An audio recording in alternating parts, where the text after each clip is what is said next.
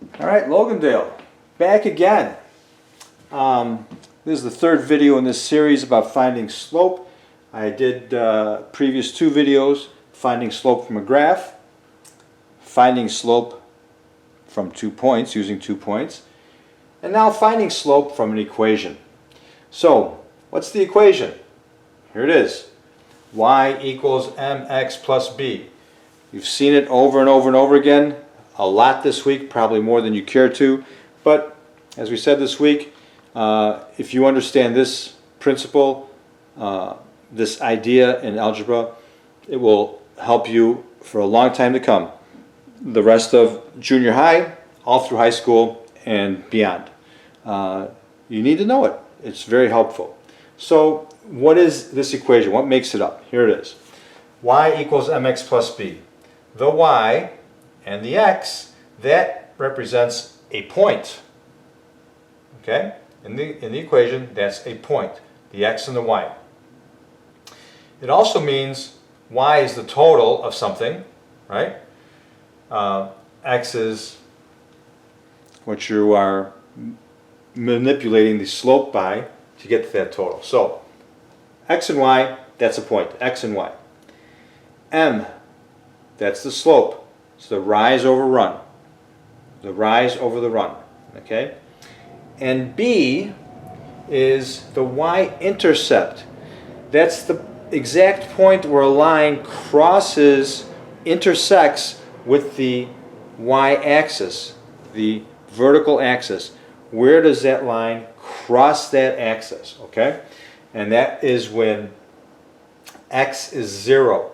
So whenever you have a point that's 0, x is 0, you know that you've got the y-intercept. You've got that b, because when x is 0, that's going to be your y-intercept, okay? So that's the anatomy of that equation, all right? So let's take a look at something here. What if I had an equation? I'm going to erase this because we need the room. You can always rewind and look at it again.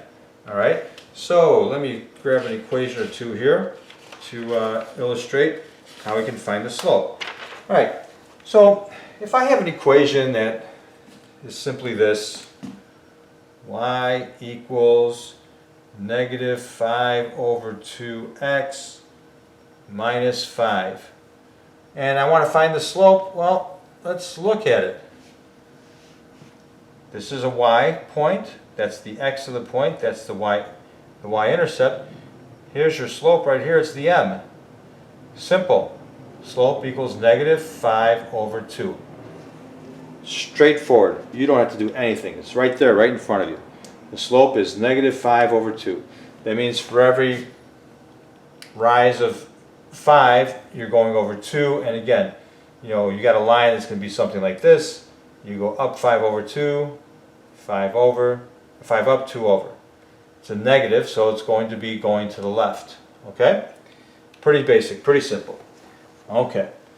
Don't worry, it's going to get interesting. Okay? So, when you just have a straight up equation where it's y by itself, okay? Can't have a negative in front of it, can't have a coefficient in front of it. Coefficient is just a fancy word for having the number in front. Can't have that. It's got to be y by itself. And then you've got the slope, okay? The y is by itself on the left side of the equal sign. And then everything else is on the right, whatever that number or integer, rational number, whatever it is, in front of the x, that's your slope. Got it? All right. So let's make it a little interesting here. What if I had an equation that was x plus y equals negative 8? Well, is this in the same format as this here? No. Here's your equation, your slope-intercept, because it gives you the slope and the intercept. Is this in the same format? No. The x is up here on the left side, so we have to move it over. How do you move it over? Well, If there's no sign in front of that x, that means it's positive. So the opposite of that would be to subtract it or negative. So let's negative the x out. Minus x. Whatever I do on one side of this equal sign, I have to do on the other. Okay? So the x's cancel out on this side. I end up with y here equals, now be careful, I can't put that intercept and that x together. They're separate. They don't belong together. They don't like each other. They don't want to be together. They stay separate. I want to keep it in this format. So it's negative x minus 8. Now you're saying, hey, what's going on here? Well, if I don't have a number in front of an x, how many x's is that? Right, it's 1. So really what this is y equals negative 1x minus 8. So the slope for this equation right here, the slope is m equals, very sloppy of me, m equals negative x. Or you could say m equals negative 1. Means the same thing. We want to be mathematical, so we're going to say m equals negative x, but really what it means is this is negative 1. So that means for every rise of 1, there's a run of 1, and it's negative. So this is a line, if I did my graph, this is a line that is going in a negative direction, so up to the left. And it simply means that it's 1 and 1. 1 up, 1 over. 1 and 1. 1 up and 1 over. Okay? Take a look at it. I'll do another. I'm going to keep our equation up here. Y equals mx plus b. So let me see here. What if I had one that said 2x and minus y equals 1. Okay?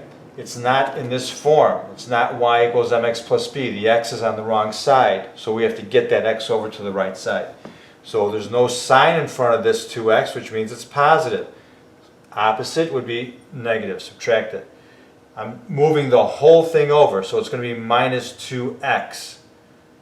I'm going to draw a little line here so I know whatever I do on one side, I have to do on the other. So minus 2x. Okay? Now remember, this coefficient and variable, the 2x, do not go with the 1. They stay separate, so you're not going to add those together. They stay separate. That 1 stays separate. Okay? When I cancel out these two guys, I end up with negative y over here equals a negative 2x. And then the 1, there's no sign in front of the 1, which means that it's positive, so plus 1. There's one problem with this. This y here is negative. Can't be negative. It has to be positive. So to make this positive, I'm going to surround the whole thing in parentheses. And I'm going to multiply it by 1. A positive 1. Right? So now I just distribute this. Right? I'm multiplying by positive 1. So positive, oh, did I do that right? You caught me. Negative, because I want this to end up to be positive. I want this to end up, so negative times a negative is a positive. So when I multiply, the negatives cancel out. I get y. When I multiply negative 1 times negative 2, the negatives cancel out, so that's going to be 2x. And when I multiply negative 1 times a positive 1, they're different signs, so that ends up being negative 1. So my equation is y equals 2x minus 1. So for this equation, 2x minus y equals 1, the slope equals 2. And since it's a whole number, that means it's got a run of 1. So really it's 2 over 1. Every rise of 2, there's a run of 1. So the slope is 2. The slope is 2. Alright? Again, you can pause this, rewind it, look at it again, take notes, help it, use this to help you with your homework. Let me do another one it's not that hard. It's like following a recipe. Okay? Simple steps. Let me try this one. Okay? I'm going to give you 4x. 4x plus 5y. Uh-oh, you're already starting to get nervous because things are looking kind of weird here. Equals negative 10. Don't be afraid. We can do this. Easy. We want it to look like this. Y equals mx plus b. Doesn't look like that, does it? I've got the x over here. The x is with the 5. The x is with the y. We don't want that. So we have to move this 4x over to the other side. So I'm just going to draw a little line here to divide the two sides together. Divide them up. Anything in front of this? No. So that means we're going to subtract it. So minus 4x. That means I'm going to minus 4x over here. I'm going to do one step at a time. Those cancel out. What do I have left? I've got 5y equals a negative 4x minus 10. All right, are we there yet? Well, we're in the right direction. I've got the y and the x and the b over here by themselves on the right side. The y is over here on the left side, but there's a problem. Does anybody see it? Right. It's got to be y. This is 5y. How do I get rid of that 5? Well, remember, when a coefficient is right up next to a variable, that means multiply. So to undo multiplication, what do? Right, we divide. And we want this to be 1y. So we know that. That's easy. To get a 1, you just divide by the same number. So 5, to make that a 1, I'm going to divide by 5. Now, whatever I do on one side, I have to do to the other. That means if this gets divided by 5, guess what? That gets divided by 5, and that gets divided by 5. Everybody gets divided by 5. We want to be fair here, okay? So, 5 divided by 5, that's a 1. That leaves us the y all by itself. Here's the fun part. We don't have to do anything. We just write it as a fraction. Negative 4 over 5. So negative 4 over 5x. And then here, negative 5 divided by, negative 10 divided by 5. Well, negative divided by a positive is going to be a negative. So this is going to be negative 2. There's our equation. So all of this right here, 4x plus 5y equals negative 10. This is the equation. It's y equals negative 4/5 x minus 2. And since we know that the 4/5 is where the m lives, then that's the slope. So for this equation, the slope m equals negative 4 over 5. That's the slope. It's negative 4/5. So you know if this is going to be a negative line. This is a negative line. It has a rise of 4 and a run of 5. If I had the little graph here, okay? So again, I'll just kind of draw a line. This is it. It's not exact. It's not to scale. It's just a rough sketch. It's going to be negative. It has a run of 4, and a rise of 4 and a run of 5. And it's going to go negative. Okay? And again, that's just a rough sketch. That's not the exact line. I didn't take an hour to draw the x and y axis. I didn't take time to scale everything out. No, I just did a rough sketch of it to illustrate that this is a negative line with a rise of 4 and a run of 5, negative direction. Okay?